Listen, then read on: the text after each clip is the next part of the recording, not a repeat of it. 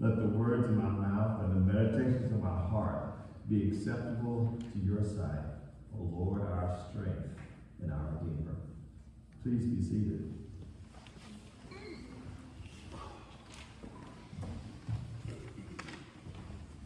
Well, happy Christ the King Sunday. All the churches will be praying for Christ Church.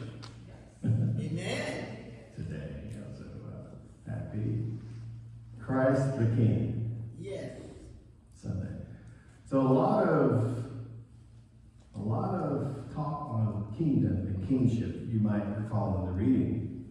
But one thing that Jesus talks about is truth, doesn't he? He mentions truth. And so you have the high priests and the Jews, they sort of bend truth, don't they, in order to get their way. Then you have Pontius Pilate, who seems to be struggling with truth. And of course, Jesus being the truth, we say. Reminds me of a poem by John Keats, an English poet, called Ode to a Grecian Urn. This is not a Grecian urn, but it's an Egyptian urn that my folks brought back to me years ago. I have one and my brother has one. But the concluding part of that famous poem is beauty is truth.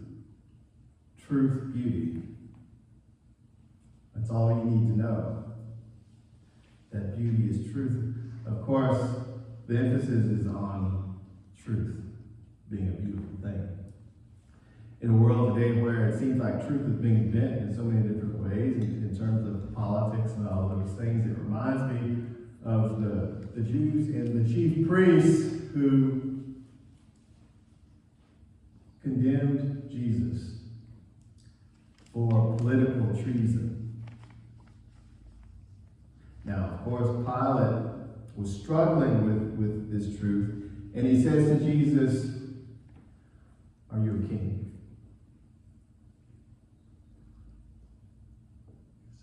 Are you a king?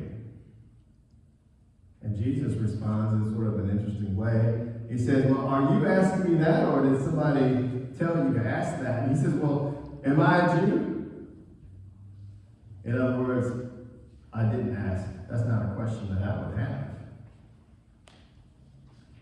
And then Jesus talks about his kingdom.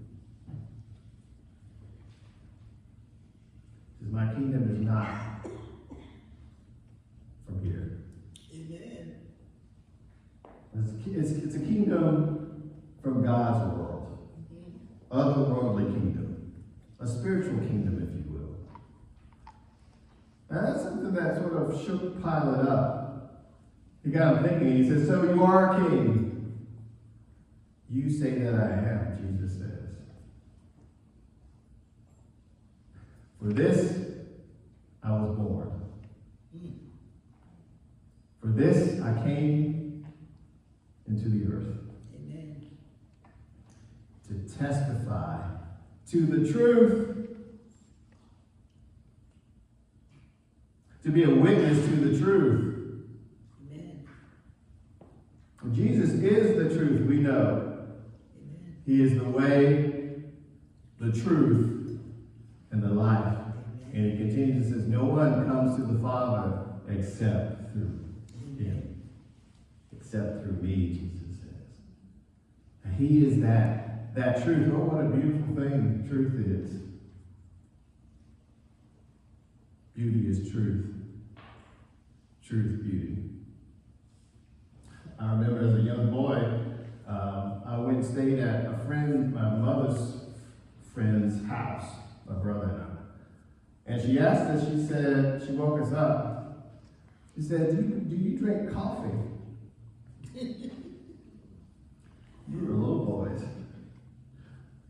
And we knew we didn't drink coffee, nor were we supposed to drink coffee, but this was an opportunity, right? "Do you drink coffee?"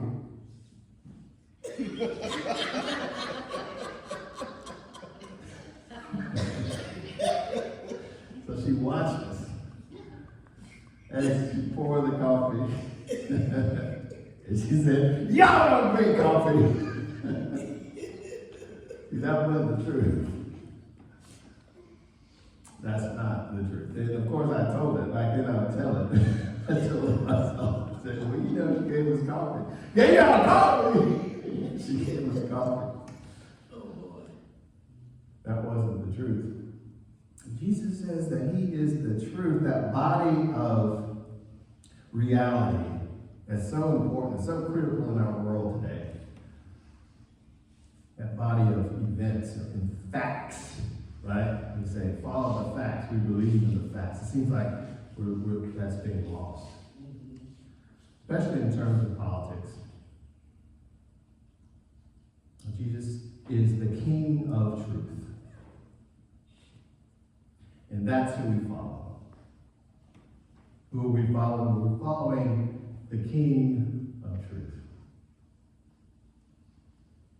And in our prayers, we know that Jesus is the truth. St. John the Prologue said that Jesus came into the world full of grace and truth. Amen. Regardless of who's in the White House, or who's king, or who's ruler, we know that God still is in control of this world. Amen. And of our lives. Amen. And that's a beautiful thing. Yes, Lord. Beauty is truth. Yes, he is. And truth